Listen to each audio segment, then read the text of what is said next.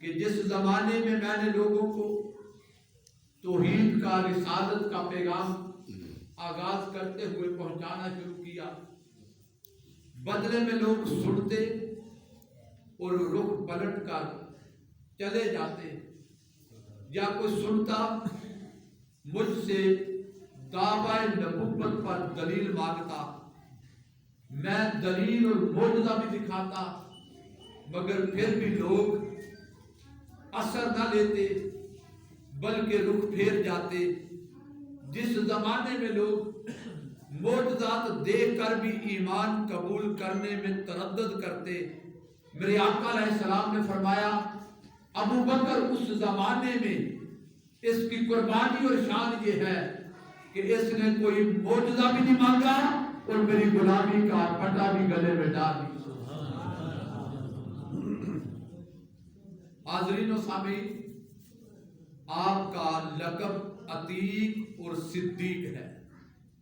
عتیق کہتے ہیں آزاد، عتیق من النار۔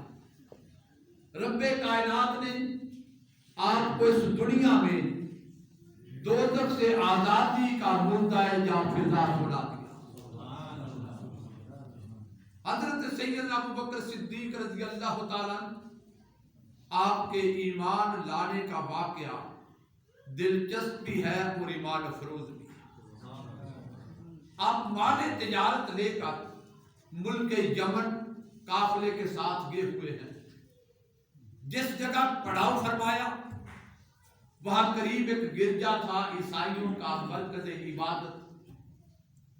اس مرکز عبادت میں جو پادری ہے، راہب، عیسائیوں کا عالم، وہ اپنے مرکز پر کھڑا سیدنا ابوبکر صدیق کو دیکھ رہا ہے اور ٹکٹکی باندھے مسلسل دیکھے جا رہا ہے۔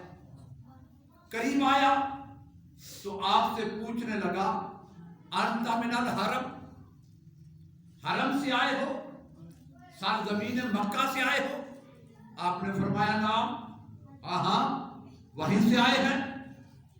اس نے پوچھا انت من التیم، قبیلہ بنو تمیم سے تعلق ہے؟ فرمایا ہاں۔ وہ اپنے ہی من میں وہ راہب باتیں کرتا ہوا، سوچتا ہوا کہنے لگا دو باتیں تو پوری ہو گئی، دو نشانیاں پوری ہو گئی۔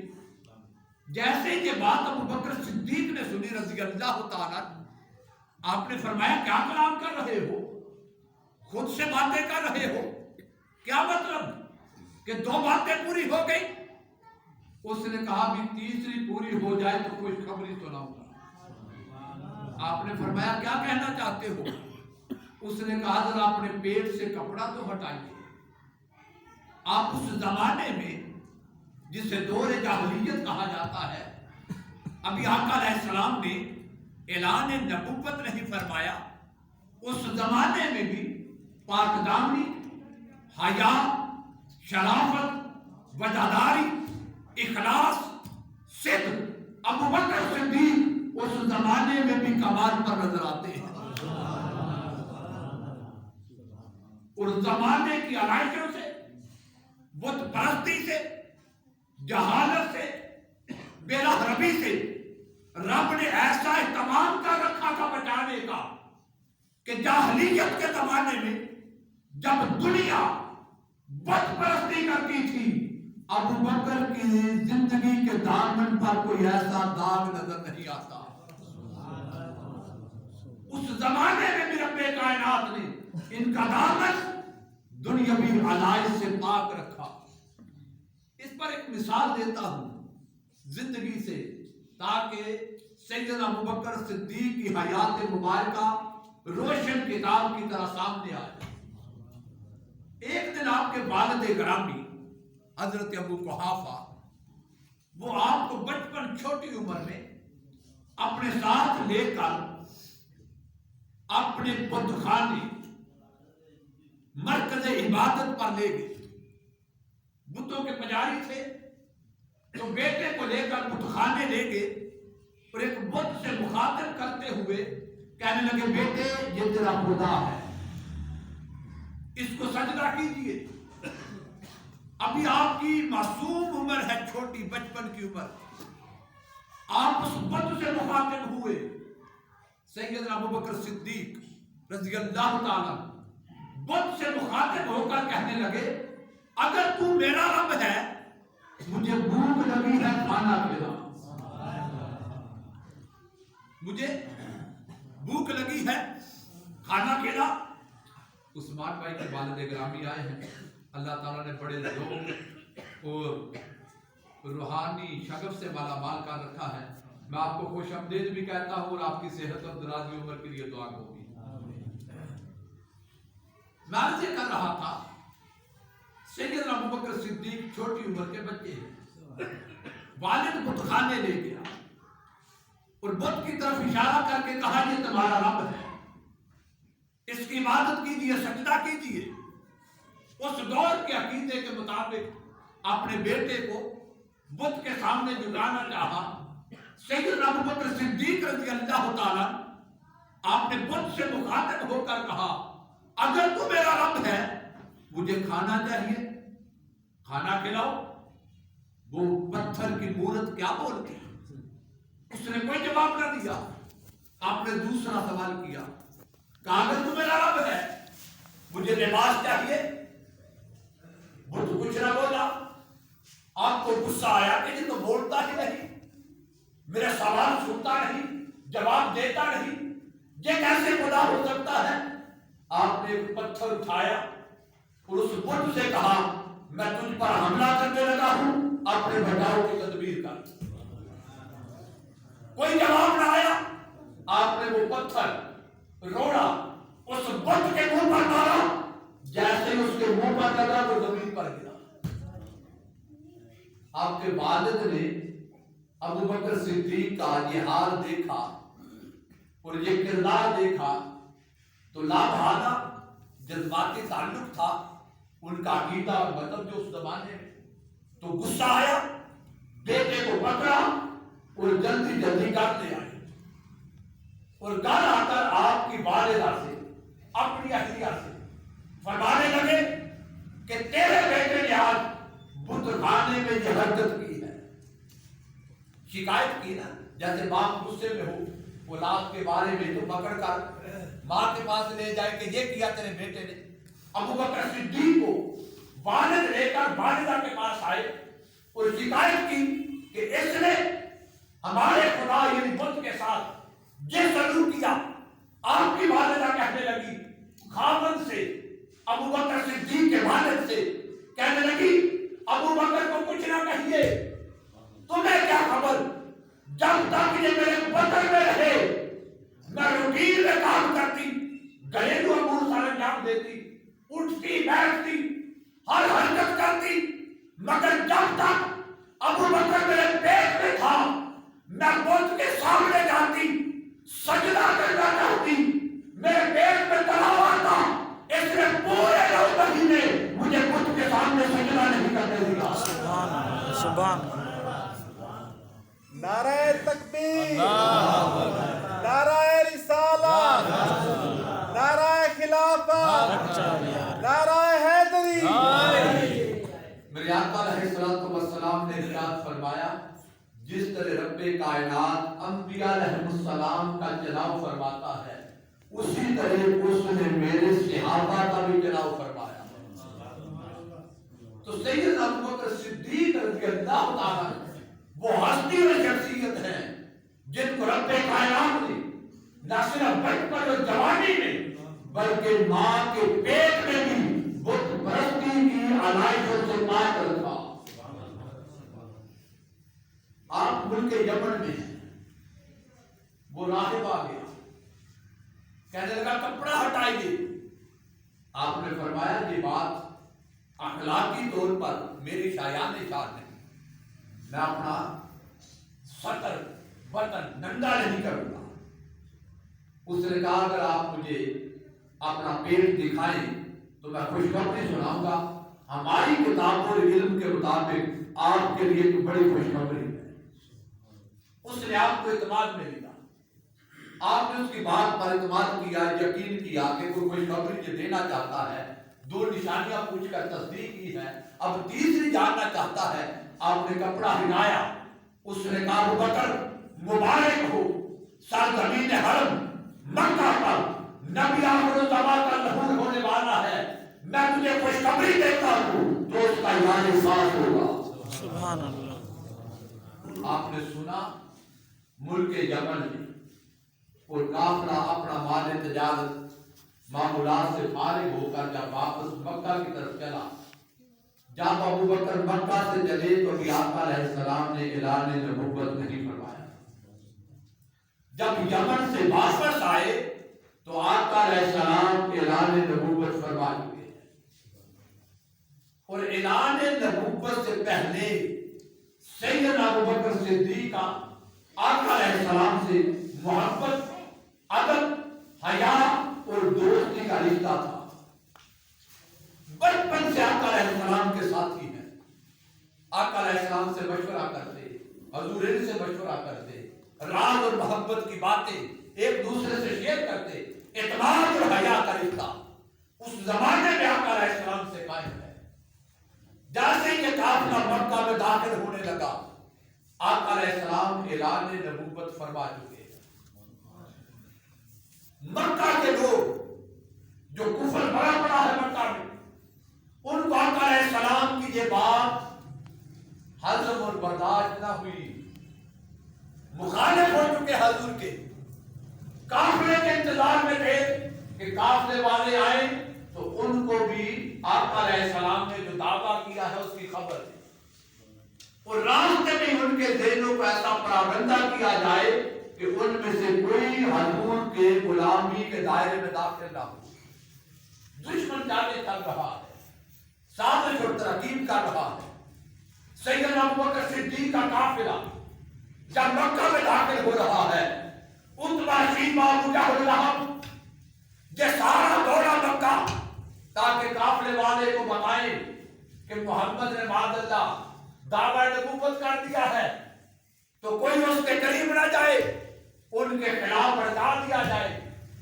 سیدنا ابو بکر صدیق کے پاس کے مکہ کے سردار پہنچے، کہا ابو بکر تو دوست ہے نا محمد کا صلی اللہ علیہ وسلم، بڑا قربت کا تعلق ہے اور تجھے اس تعلق اور دوستی پر ناز ہے، تو جانتا ہے محمد نے کیا کہہ دیا؟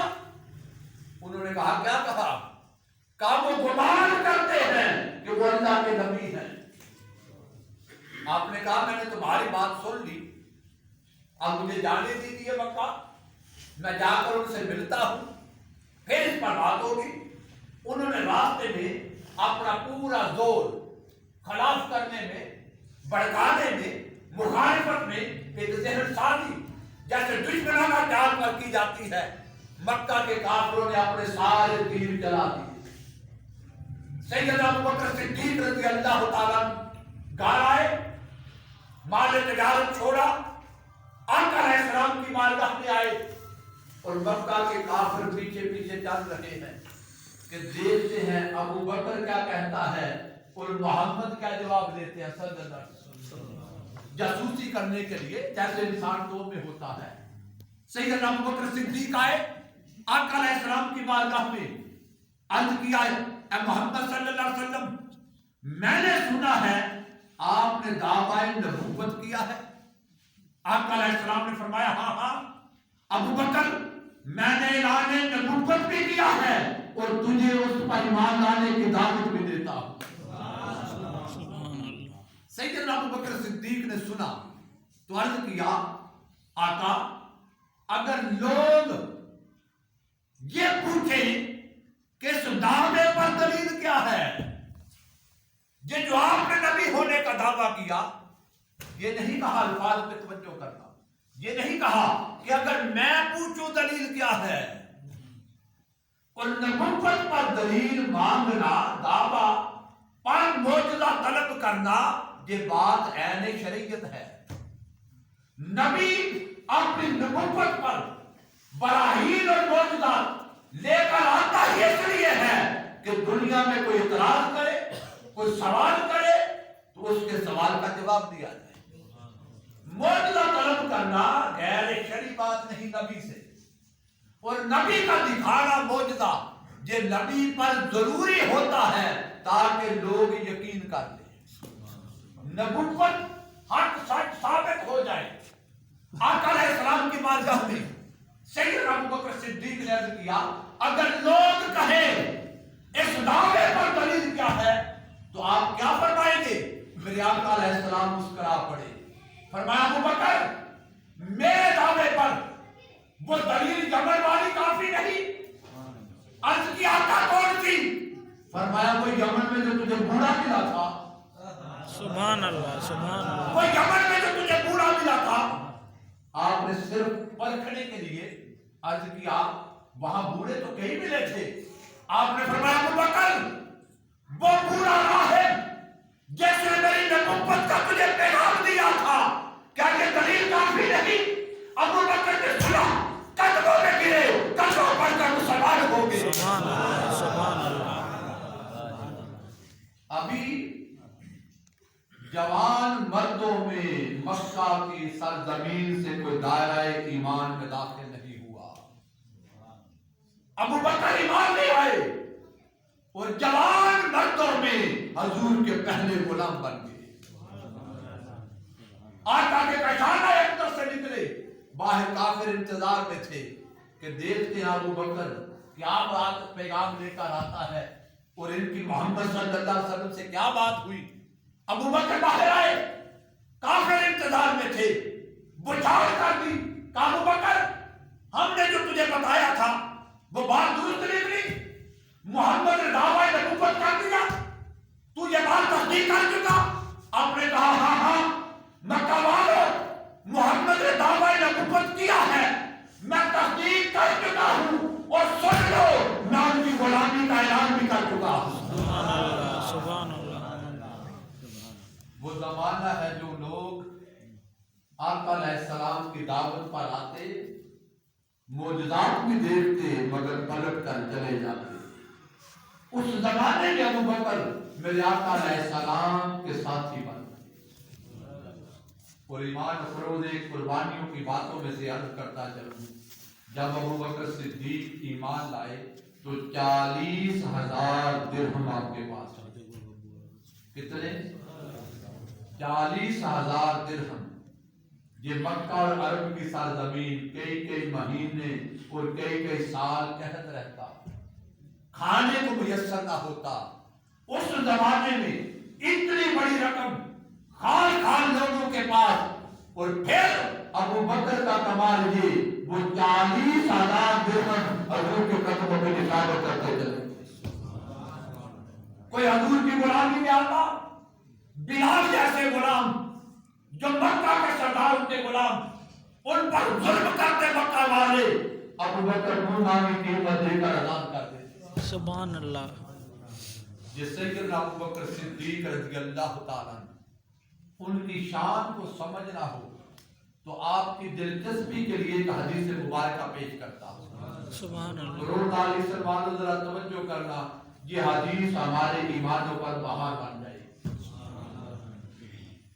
آقا علیہ السلام جب مدینہ پاک میں جلوہ افروز ہوئے تو مدینہ میں ایک یہودی تھا ذمہ دار، اس نے کنواں کھدوایا، ہے یہودی، کنواں کھدوایا اور کنویں کے مقصد دو تھے۔ ایک تو آپ جانتے ہیں اس زمانے میں پانی کی بڑی قلت تھی تو کنواں کھال کھال ہوتا، اس نے کنواں کھدوایا کہ پانی کی ضرورت پوری ہوتی رہے، اور دوسرا مقصد یہ تھا کہ اس کی زمینیں تھی قریب، اس نے کہا میری زمینوں کو یہ کنواں سیراب کیا کرے گا۔ اور ان زمانوں میں کنویں ایسے نہیں ہوتے جیسے آج ہمارے زمانے میں تھے، آج تو موٹریں ٹیوب ویل آ گئے، ہمارے ہاں ٹربائنیں آ گئے۔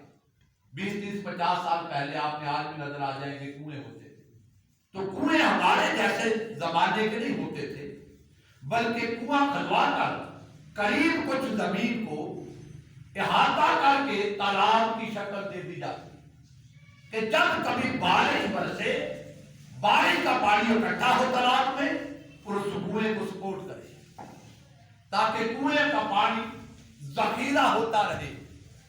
اس نے کنواں کھدوایا، آپ اندازہ کر سکتے ہیں کتنی مشقت ہوتی ہوگی، کتنی انویسٹمنٹ ہوتی ہوگی۔ کنواں کھدوایا خدا کا کرنا کہ جب کنویں کا پانی اس کو میسر آ گیا اس نے پانی چیک کیا تو پانی کڑوا اب اتنی محنت مشقت اور انویسٹمنٹ کے بعد جمع پونجی لٹ جائے اور مراد حاصل نہ ہو انسان کی طبیعت پہ کیا گزرتی ہے ہم میں سے ہر کوئی تصور کر سکتا ہے اس نے دیکھا پانی کڑوا پریشان ہوا تو آقا علیہ الصلوۃ والسلام کے دربار میں حاضر ہو گیا ہے یہودی عرض کرنے لگا محمد صلی اللہ علیہ وسلم میں نے کنواں کھدوایا ہے استعمال کے لیے پانی کے لیے زمینوں کو سیراب کرنے کے لیے مگر افسوس کنویں کا پانی کڑوا نکلا اگر میرے کنویں کا پانی میٹھا ہو جائے میں آپ کا کلمہ پڑھ لوں گا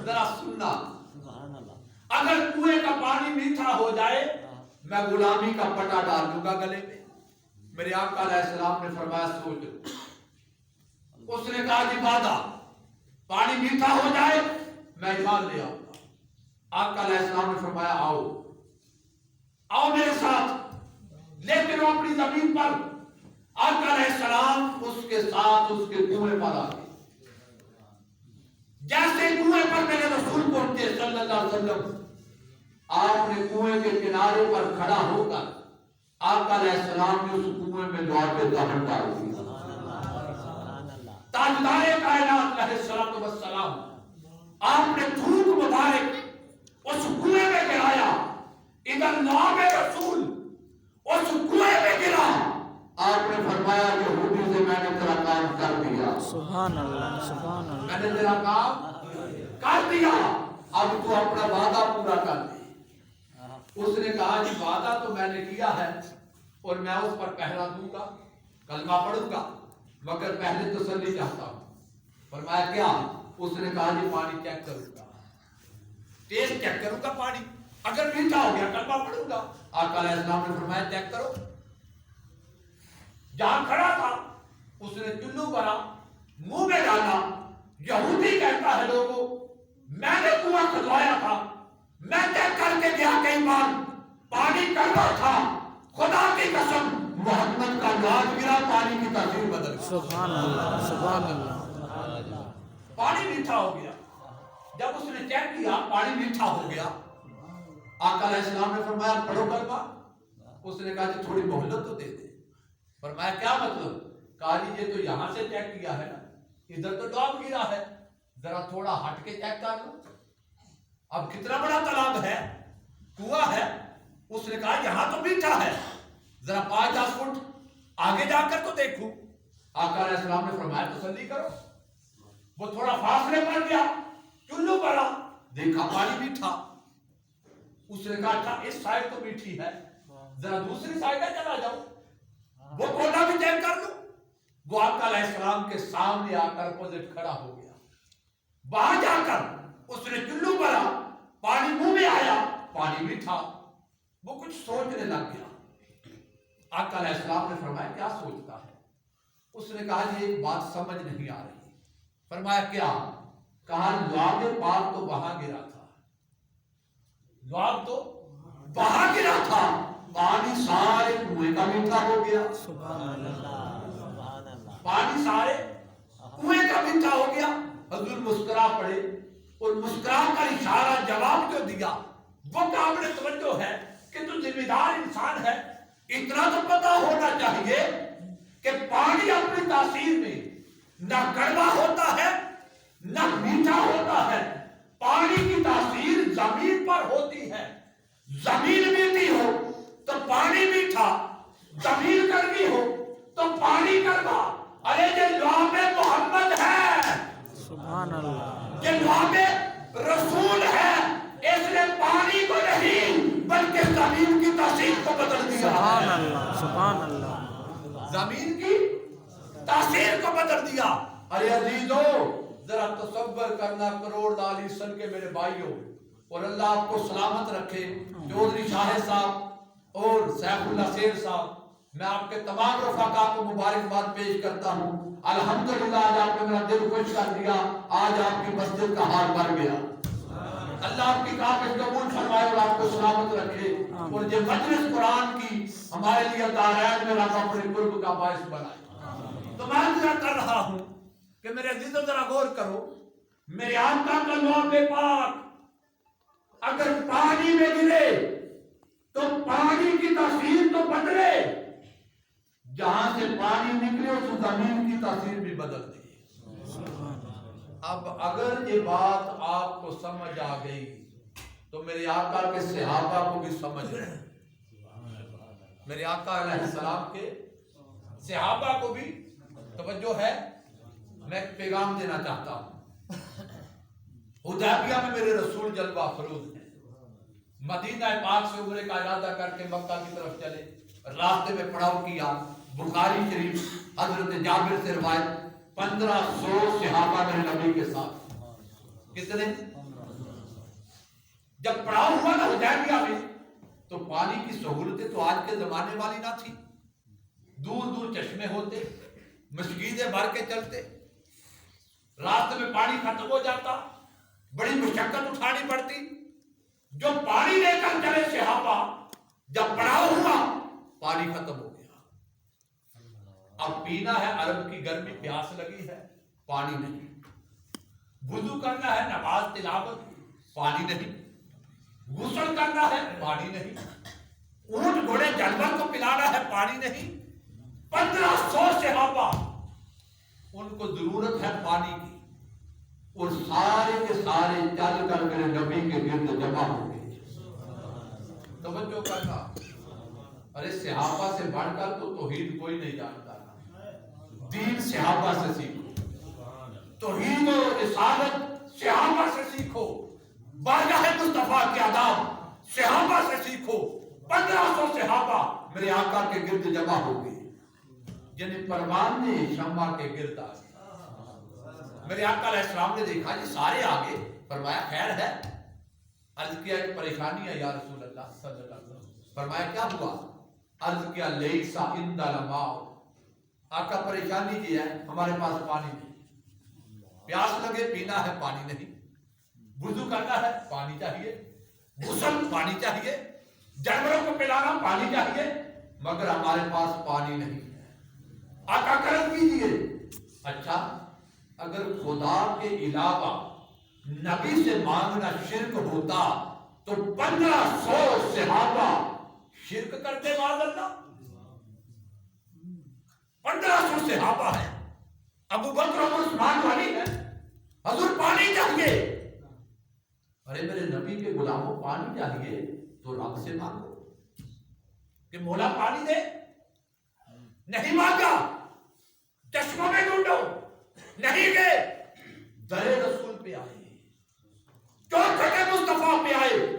اس کا مطلب یہ کہ صحابہ کا عقیدہ یہ تھا با خدا، خدا کا یہی ہے در، نہیں اور کوئی مفر مکر، آگے میرے رسول کے در پہ ان کو پتا ہے مصطفیٰ جو کہتے خدا وہی کر دیتا ہے۔ حضور پانی چاہیے، ایک برتن پڑا تھا پانی جس میں ڈالا جاتا، چھاگل کہتے، آقا علیہ السلام نے فرمایا سامنے رکھو۔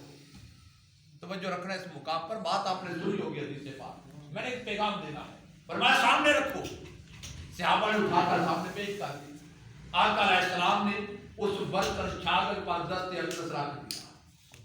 جب دست اقدس رکھا، حضرت جابر کہتے ہیں لوگوں خدا کی قسم آج کے دن تک پانی ہم نے چشموں سے پھوٹتا زمین سے نکلتا دیکھا تھا، حدیبیہ میں دیکھا حضور کی انگلیوں سے اس طرح پانی نکلا جو پورے میں بین صحابی ہے، ایسے انگلیوں سے پانی نکلا جیسے زمین کے چشموں سے نکلتا ہے۔ سبحان اللہ، سبحان اللہ اکبر، یا رسول اللہ، اچھار یار،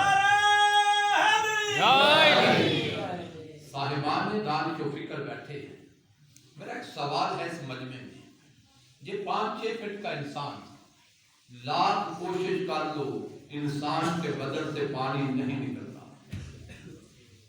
اور اگر کوئی بڑا کمال دکھا لے پانی نکال لے وہ نکلنے والا پانی ہوگا کتنا؟